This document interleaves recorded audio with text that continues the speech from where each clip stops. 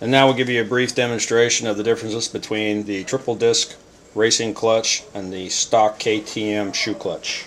First, as you can plainly see, the stock KTM shoe clutch is over 4 inches in diameter. The triple disc racing clutch is less than 3 inches in diameter. The KTM stock shoe clutch weighs 48 ounces or 3 pounds. The triple disc racing 3-disc clutch weighs 13 ounces lighter or 35 ounces.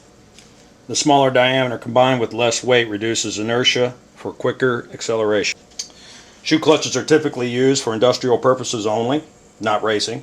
Disc clutches are used in virtually all forms of racing, from karting to Formula One and top fuel dragsters. Although lighter and smaller, the triple disc clutch will give you 80% more friction area than the factory stock shoe clutch.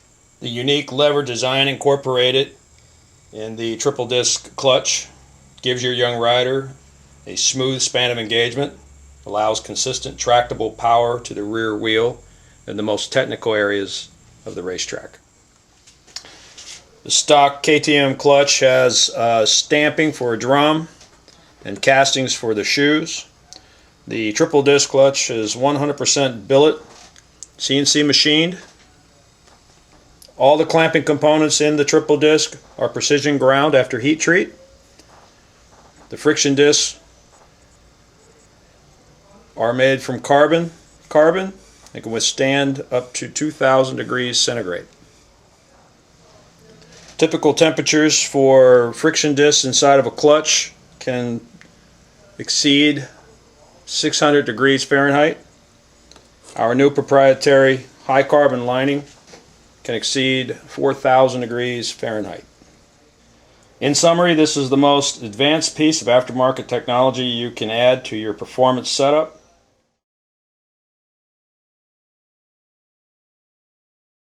There's an oil drain plug on the bottom to drain the oil. The stock clutch uses 240 milliliters of oil. Refilling, use 300 milliliters of synthetic oil. To ensure that the discs are immersed in oil at all times, this will keep your clutch cooler. Then reinstall the drain plug. Move brake spring to clear the cover. Remove the 4 cover screws with an 8mm socket. Remove the cover. Remove the center bolt with a 13mm socket.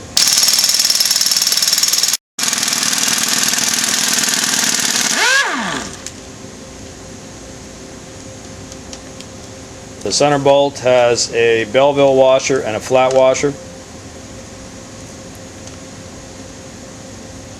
The Belleville washer goes on first, the flat washer goes on second. We'll remove the drum.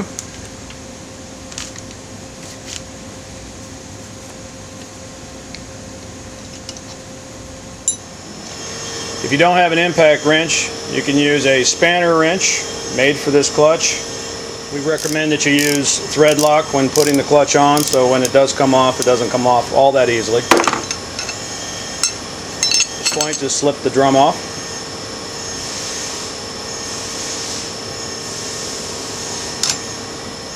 Next, remove the gear drive hub assembly.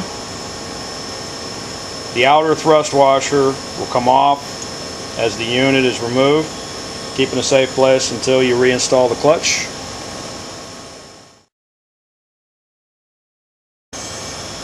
Remove factory clutch.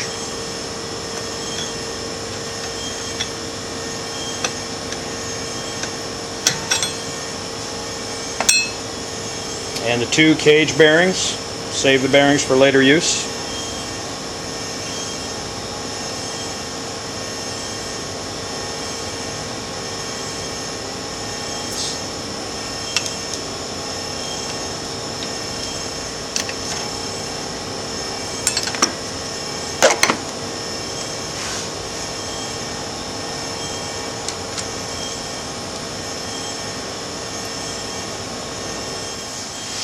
This is the factory inner ring with a collar. That goes on first. If you're taking off the stock clutch, This can stay on. We use it with the triple disc clutch also. This is your inner spacer. Comes with the kit. This goes on first. Take one of the 2 stock bearings that you removed and install it onto the collar. Make sure it's all the way up against the spacer. Install gear drive assembly onto the bearing. Please note that the teeth must mesh with the crank gear. Install outer thrust washer over spline. Washer must also go over the inner ring with the collar. Align the tabs of the friction discs with the drum slots. Failure to align the tabs with the basket will not allow the basket to fit properly onto the spline. It's very important.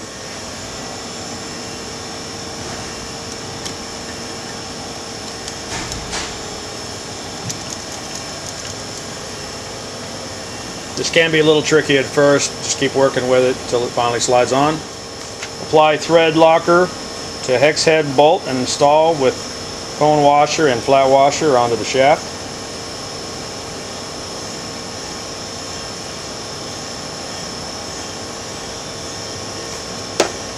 Tighten to 18 foot-pounds using an impact wrench and use the lowest setting. If you don't have an impact wrench, use a socket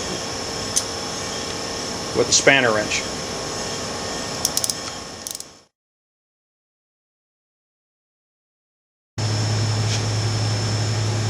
The clutch is now off the bike.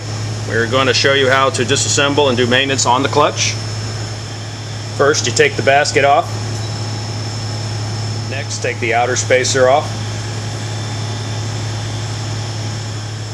Next, take the screws that hold the fixed plate on, back them off. Remove the fixed plate. Remove the first lining, then the floater. There should be 3 lining and 2 floaters. Inspect all the components, look at the drum, make sure there's no cracking or excessive notching in the tabs. Check the wear and check the wear of your lining and floaters. Lining should measure 100 thousandths at the beginning.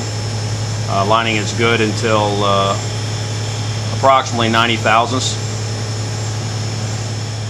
This is the fixed plate.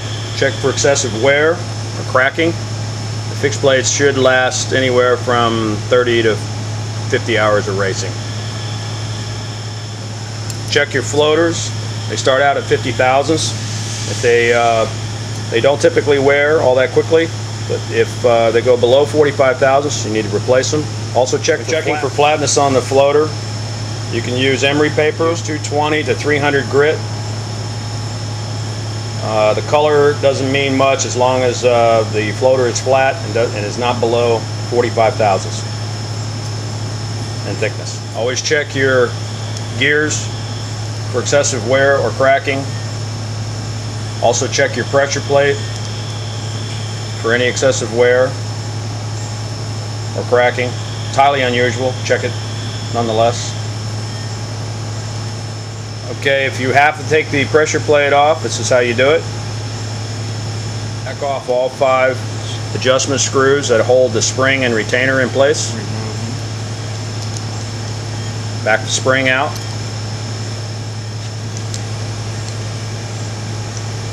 Once you take all the springs out, along with the adjusting screws and retainers, you pull the pressure plate off. Check for excessive wear, any kind of cracking.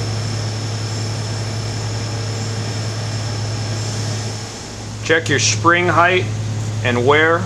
New springs come in at 500 thousandths or 12.70 millimeters.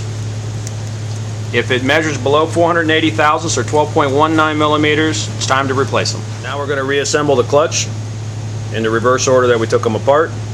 Put the dowel pins into the levers and slip the lever into the dowel pin slot. And repeat that 5 times. After you install the levers, slip the pressure plate back on. Slip it back on the drive hub assembly and flip it over. Hold it in place. Reinstall the springs.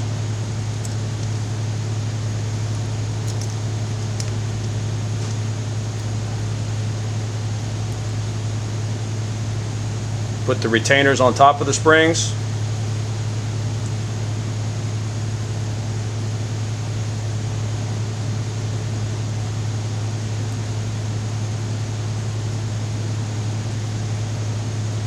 Put the adjusting screws back in.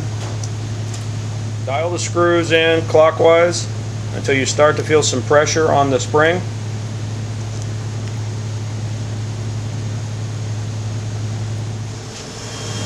Adjust the screws, the adjusting screws down to 220 thousandths. When adjusting the adjusting screw, making sure that all 5 are adjusted as closely as possible to 220 thousandths. And when adjusting off of that, make sure that they're all consistently the same height. 220 thousandths translates to 5.58 millimeters. Now we put in the lining and floaters. Lining first, then a floater, then lining, floater, and lining.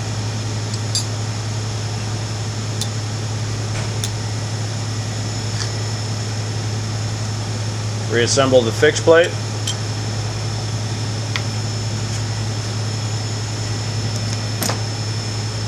With the 5 Torx head screws. Tighten all the screws lightly so that the fixed plate seats properly.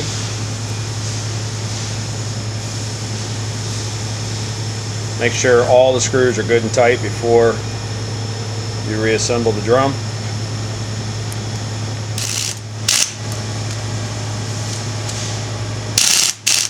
This is a T25 Torx bit. That's what you'll need to tighten up the Torx head screws on the fixed plate. When adjusting the clutch, check the air gap between the pressure plate and the inside lining. That should measure about approximately 25 thousandths plus or minus 5 thousandths, or 0.635 millimeters air gap. The reason for keeping the air gap in a specified range is to keep the clutch working in an optimal level. As the friction discs wear and the floaters wear, this will increase the air gap, which in turn increases the stall speed or total lockup. You can bring the air gap back into factory spec by using optional thicker floaters. Install back on the bike. Once you remove the clutch cover from the engine, then remove the screw with the copper washer from the cover.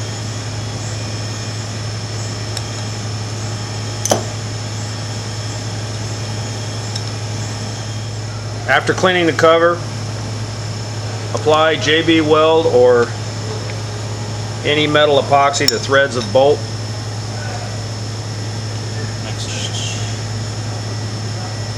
Mix the 2-part JB Weld together.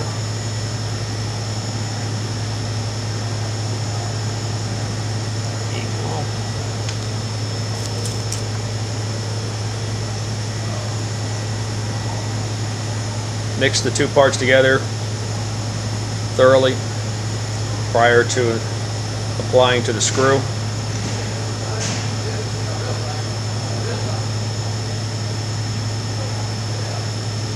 Apply on all the way around the threads. Reinstall the screw into the cover and tighten.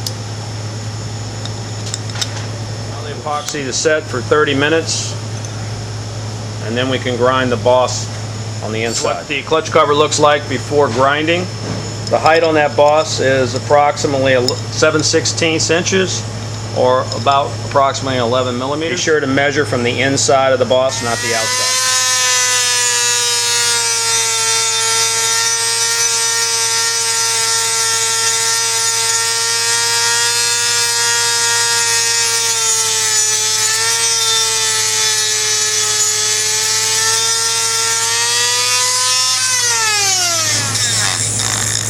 Alright, we grind down the boss using a Dremel. You can do it any way that is most convenient for you.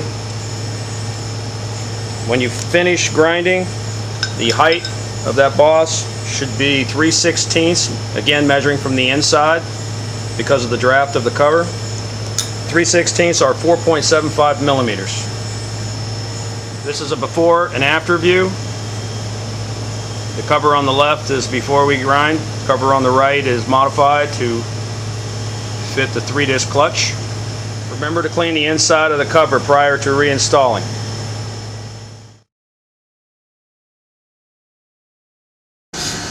Okay, this is the stall speed test. It's very important.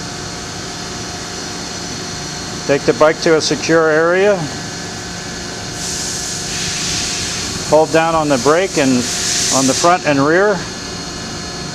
Typically we have an adult do this test. Okay, fire up the bike and we're going to see where the RPM stops. You rev up the engine fully for 1 second and then let off. And wherever the tach stops, that's the stall speed.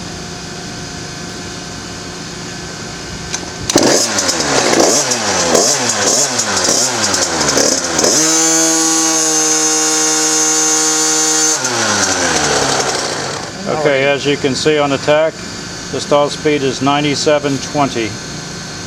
This is a little higher than we like it, so we're going to readjust the clutch for less slip.